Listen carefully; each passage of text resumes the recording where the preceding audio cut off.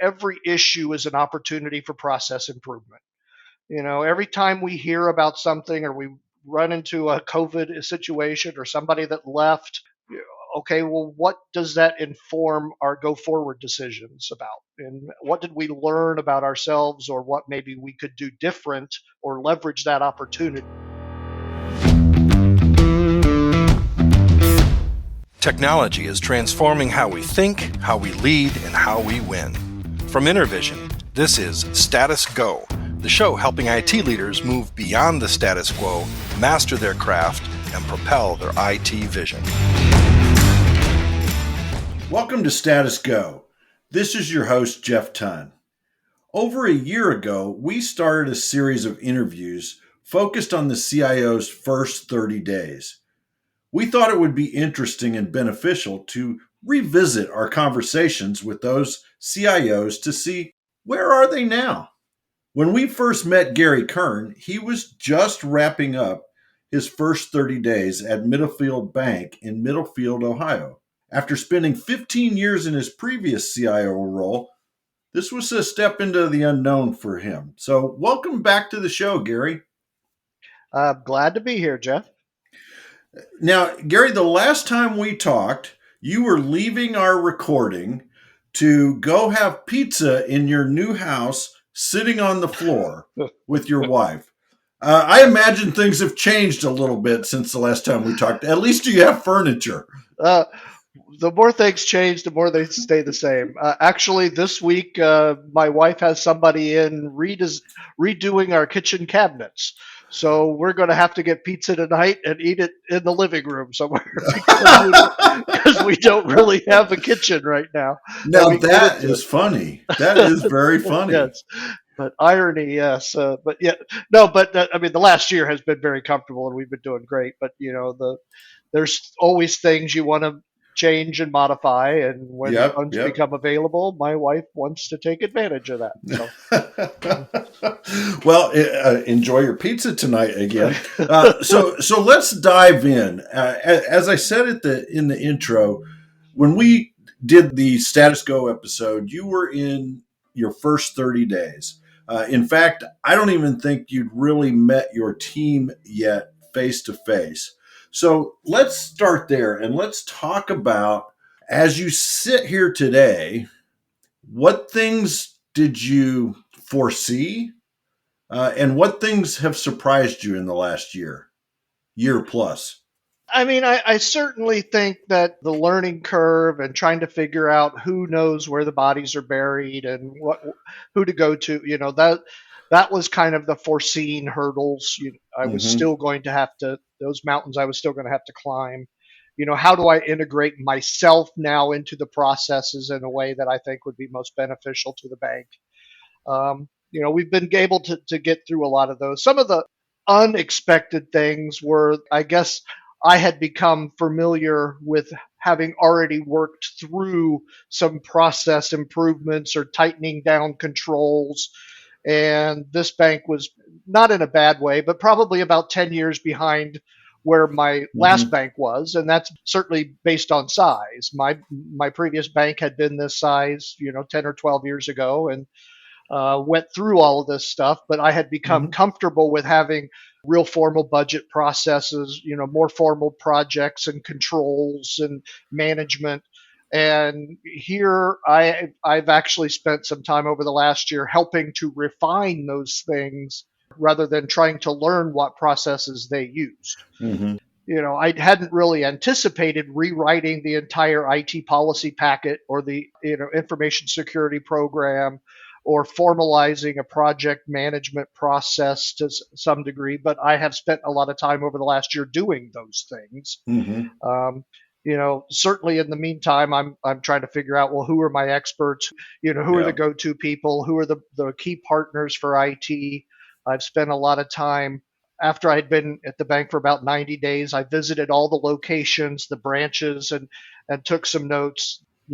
Just within the last few months, I did the first ever IT satisfaction survey that they've had here to kind of do the same thing, just in a different way, and now have had some virtual follow-up meetings with key stakeholders going over what I found and then digging a little bit deeper. And I think that has helped not only integrate me into their culture and processes, but help tighten the relationship between IT and some of the business units. So, again, kind of a shotgun answer, but those are some Yeah, of the expected and the unexpected things that unexpected. I've had to deal with over the Yeah. last year.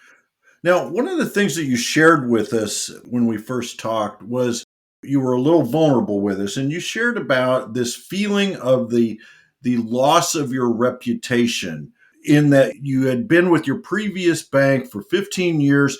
You were the go-to guy. You were respected. They knew Gary. They knew what you were thinking. And now you're in this brand new location, brand new job. How long has it taken? Well, let's first of all, I assume you feel like you're Mhm. kind of back there now after a little over a year, but talk to us a little bit about that process and how you're feeling about it today. I mean, in some cases, it is kind of uncomfortable, or at least trying to build the familiarity with my skill set or my background. I do think some of those in-person meetings and my trying to get a deeper understanding of what people are looking out of my role in IT has helped. I Mm-hmm. also think it was an opportunity to reinvent myself, I'll say. Mm-hmm. Yeah. On the downside, at my previous location, there was a lot of people that knew me when I was greener in the role there. Oh, yeah. And Yeah. and after 10 years, that you still kind of carry some of that baggage, and Mm-hmm. Gary does this, or Gary may have stopped doing that 8 years ago, but they still remember Right. it. At Right. this new role, I've been through, EQ training, emotional intelligence. I've learned what works, what doesn't. I've tried to be, intentional about how I do things with the new Gary, Yeah. and not fall into the traps that, maybe the old Gary 15 years ago fell into, and then had to keep living for my duration at my previous employer. So it's been a mixed bag, and I think the bank here has been very accepting of my input. I certainly try to speak up when I need to, and not be just the shrinking violet on the in the Mm-hmm. background. I try to be involved in the discussions, and understand what the bank's trying to do from a big picture perspective, and I think that has been welcomed and appreciated here. So I think that has helped as well. Yeah, I know what you mean about the kind of the hangover from previous roles or as you grow in your career. I can remember having lunch with a local business owner, and it had probably been, gosh, 10 years since we had worked together way back. We were coding COBOL at the time, if Mm-hmm. that tells you how long ago it was. But as we were meeting over lunch several years later, he was kind of looking at me with this odd look on his face. It finally dawned on me. He was seeing me as that long haired hippie Right. COBOL programmer and not as a CIO. And it just wasn't matching up in his mind. So I get that. I mean, I like to think I'm a better CIO now than I was 15 years ago, and I certainly had a chance to kind of recast that Yeah. model Yeah. out here. So.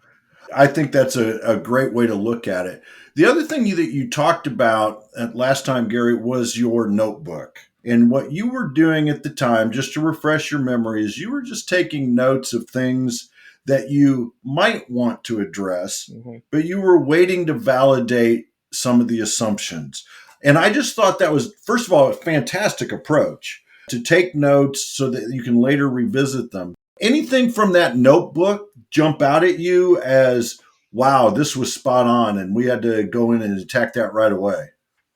I mean, there were a few, after I had been here a little over 90 days, one of the things I had noted was I felt like there needed to be, a succession plan, or lieutenants. It was basically everybody in IT reported to me. Well, Mm-hmm. I put in a structure where two of the guys that I felt were strong and had that capability into kind of the sub lieutenant role, one in charge of applications and desktop support and the other in charge of infrastructure and cybersecurity. And that has gone very well, I think. I think Mhm. they have, number one, really embrace the opportunity to grow in a different way within their positions. But I also think it gives more detail and focus to the other people on their teams as far as having them feel connected. So that's, Mhm. from a, kind of an administrative perspective, I think that's something that went well. There were a lot of projects and other things that were on that list that have now evolved into, say, this more formalized project management process. We Mhm. were getting questions from the board and they had no idea what projects were going on. We now have a complete project dashboard. We still don't have any project managers or a dedicated project management office, but we have kind of a project management governance group, and we have a more clear process to communicate transparency into what projects are going, you know, where are they in the cycle, what the hurdles they have. So at least give a one pager to the board and say, this time last year, you didn't know what we were working on. Well, this year, here's 30 different efforts that are ongoing that are taking staff time and trying to move the bank forward. Mhm. So some of those list things have evolved into process changes here to kind of continue to live with that.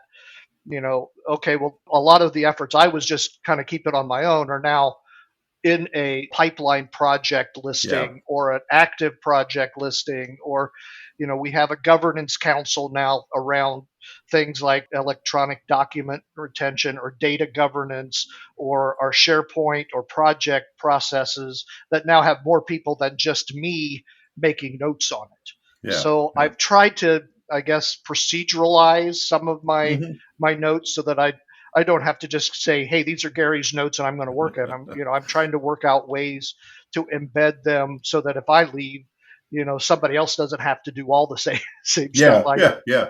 Do you So still keep a notebook? Do you still keep track of things in that way for your own personal use? most of the time, I use my calendaring system. Mhm. About every morning as I come up with things, the first thing the next morning, I usually have notes on, okay, well, hey, pursue this further, or don't forget to Yeah. look into this, or, so I'm keeping more real time notes instead of the more static things. But Yeah. some of those other things are in our annual IT strategy document, for example. We'll have, okay, well, here's our high level objectives. And then, okay, well, we need to remember that here's some of the tactics we're planning to accomplish that this year. I'm sharing that with my lieutenants, and we kind of talk about those occasionally with the weekly IT management team meetings that we've now set up to continue to address that stuff. So again, Yeah. pulling them into my process to help me remember and help me move things forward. That's excellent to teach your staff those things that are important to keep track of and ways to stay on top of it. Now, I can't believe that here we are we're recording this for our audience. We're recording this in December of 2021. And I can't believe we're still talking about COVID-19. If someone had told us that in our first episode, Gary, I think we would have run screaming from the business world.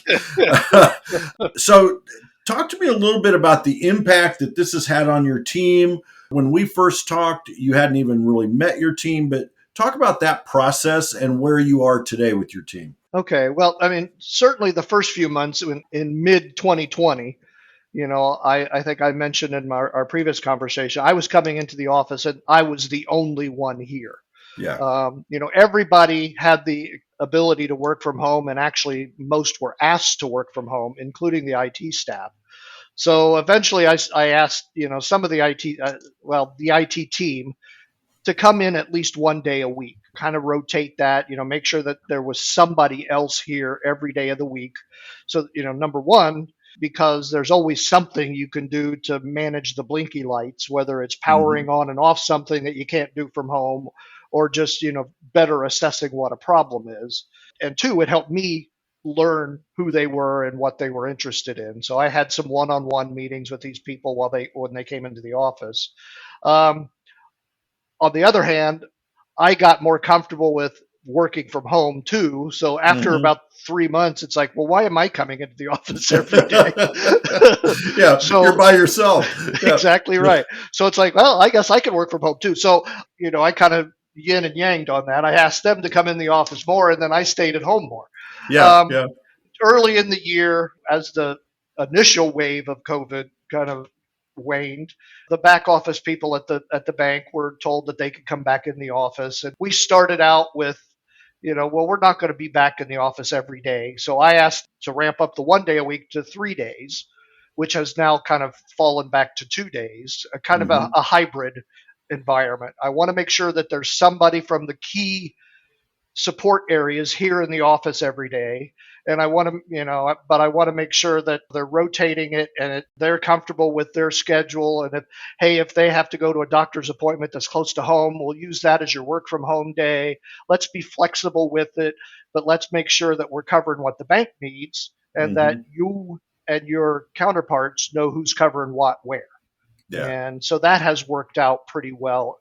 Also, once a month, I ask everybody to come into the office. We have a team meeting all together. We share, where we're going with certain projects or what questions or issues we have.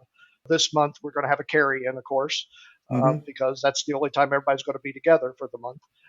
So it does work well. I think we're trying to have the best of both worlds, but yet, as the COVID moves through all the variants, I think it's like a hurricane when you're running out of Yeah. names. We've already had Hurricane Zelda. Now where do Yeah. we go? Yeah. Um, Exactly. so I mean, we're trying to figure out, is this a permanent thing? Hmm. Probably. We're trying to resolve other problems with this. We've had support issues at more remote offices. So I think we're experimenting with maybe rolling out iPads to remote offices so that they can actually show us a technology problem. They could do FaceTime. Yeah. Hey, Yeah. I'm getting this beeping from a device in the back room. What do I do? Well, can you show us what device is and what lights are amber and what's Yep. green and are they all the connections? Show me the back of the computer. Yep. So to help us work remote to those people as well. So we're kind of trying to learn what remote work has benefits for us and how do Right. we leverage that to be better at what our regular job is. We're trying to work our way into this better hybrid environment, I think, and COVID's kind of pushed us or shoved us that direction. So Yeah. Well, there's a couple of things in your answer there that I want to dig into. The first one was you set the parameters and say this is what the bank needs, and then you let your team mhm. figure out how to implement that. Would you say that's your traditional go-to management leadership style, Gary? I would say I want my team to understand what the linkage to the banking strategy or the business strategy is and how they impact that. If they're out today, that doesn't mean work goes away. That means somebody else has to do it. Hmm. Treat them like adults. Hey, I'm not going to watch what you do here. I'm going to tell you what we need done. And hey, if you have a creative way to do that beyond what I know, let's talk about it. Yeah. I'm all for rolling out iPads to branch offices or monitoring our network a different way or however we resolve help desk tickets. Let's if we can make it better for all involved.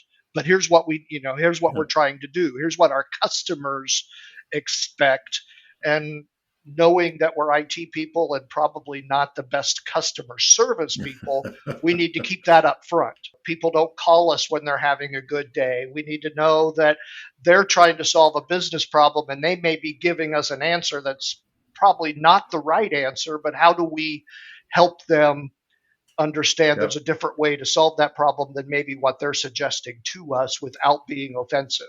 Yep. Yep. Yep. I'm trying to give them that autonomy and just say, let's get 1% better each day. Let's have empathy for who we're working with. Hmm. And, if you have a different way to skin the cat, let's try it out. Now, are you trying to tell me that no one has ever called you and said, "Thank you for delivering our email today"? Um, Not often. The other piece in your answer that I found interesting, and I hate to use the cliche making lemonade out of lemons, but it sounds like you took a bad situation of the pandemic and the forced work from home, and you've tried to look at it as a way to improve process and improve service Mhm. and employee satisfaction. Are there other examples of that? You mentioned the iPads. What other things have you guys done? A little bit of a case study on that is we actually had a very uh, good member of our application support team that got another offer somewhere else and left us during the pandemic because he thought that gave him more opportunities to grow. Mm-hmm. We talked to him beforehand saying, well, is there anything we could do to keep you? And it was kind of like, nah, not really. This sounds like too good. Okay, well, best of luck to you. You know, we were looking to maybe hire somebody in one of those regions that we weren't servicing as well.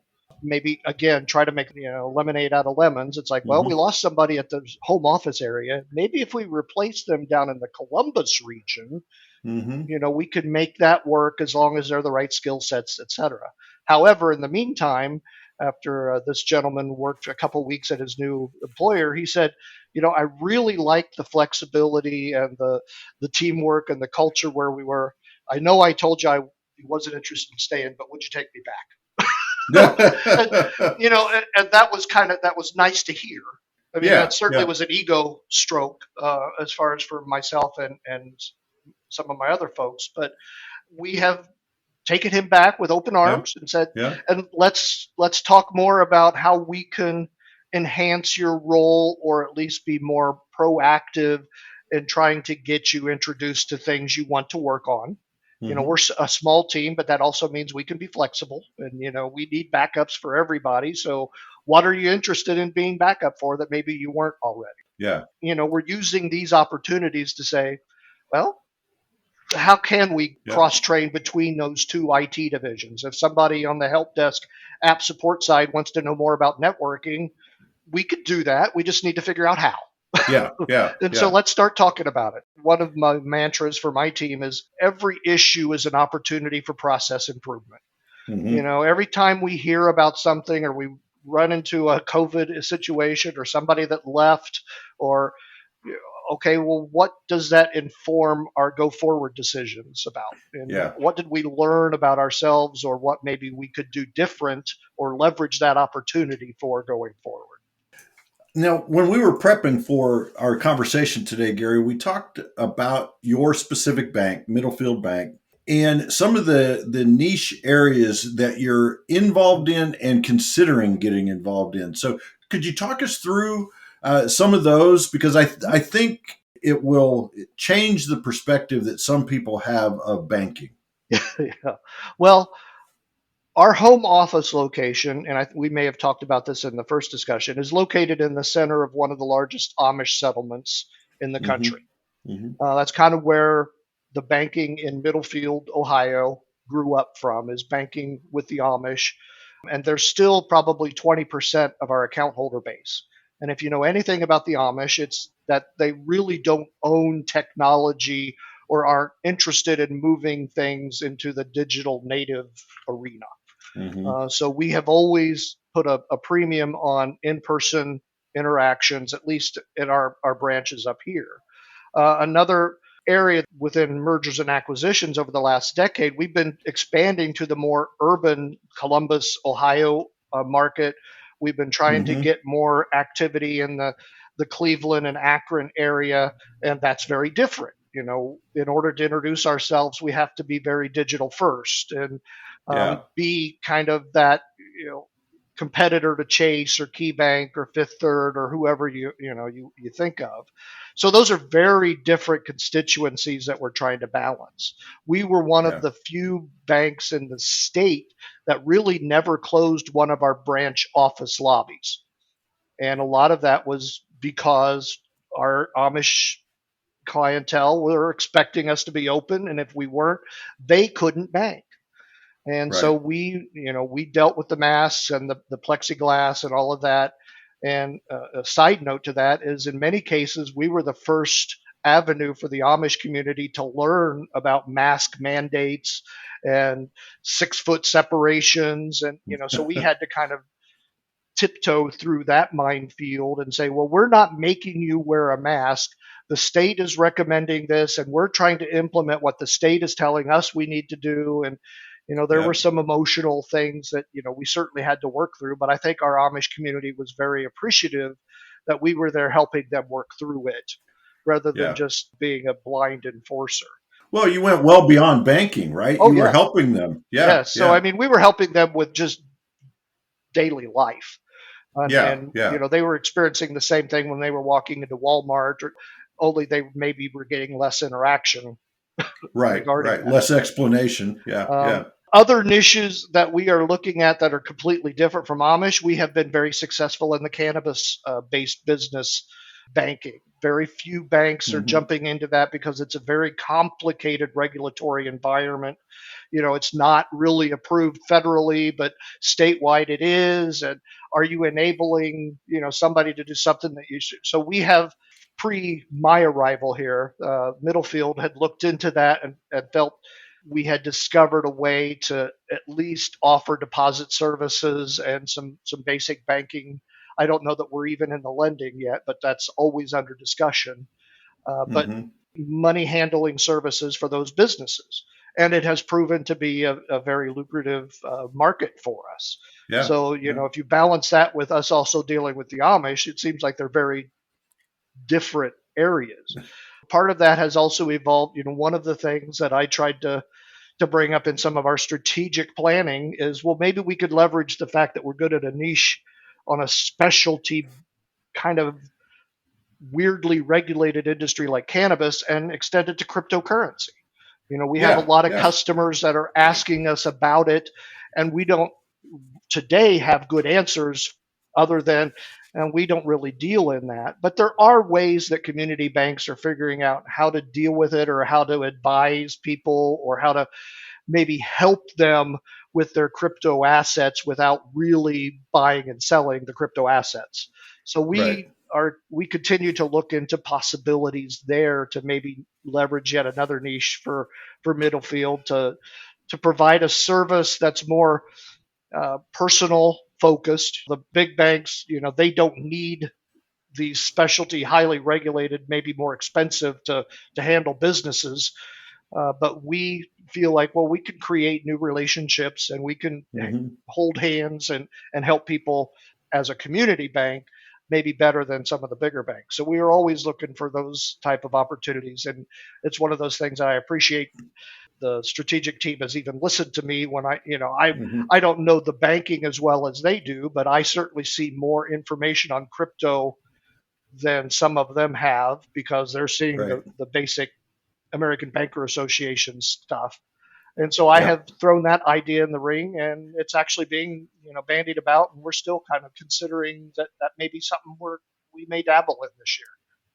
That's interesting. So, where does this vision, this multiple visions, I suppose, come from in the organization? Because I would say, I don't know a lot about banking. I did spend a number of years in the banking industry, but it was many, many, many years ago. Where is this openness to try these maybe not so proven areas? Is it across the leadership team? Is it a specific individual? Where's it coming from, I Gary? mean, we do have a fairly broad range of generations in the leadership team. Again, there's some seasoning that's required. So, but we have from the mid early 40s to the mid late 60s on our leadership Hmm. team, and I think everybody is expected and welcome to provide an opinion, a new perspective. um, 3 or 4 of us are new within the last 4 years. So it's that Hmm. infusion of, okay, well, we've come from other institutions or seen other things. Whereas a lot of community banks have, most of the leadership team is mid 50s or older, have been there for 20 years. And it's, we've always done it that way. So I think the fact that there has been some positive turnover with energetic people. And I don't know that I'm including me in my early 60s as an energetic person, but I have a different Oh, viewpoint. sure you are. I have a different viewpoint. I've had different experiences. And so Yeah, I think yeah, that's welcomed, and feedback from all of those people. We don't have a didactic CEO that says, well, it's my way or the highway. Everybody's willing to listen, and well, let's poke that bear a little bit and see right. what happens. Yeah, And if we don't go any further, we don't go any further. But at least let's learn more about it. I don't know that there's any one specific reason why we're dabbling or looking into these things, but I think it's just the fact that I think the people here are aware that they don't have all the answers, and well, let's yeah. look around.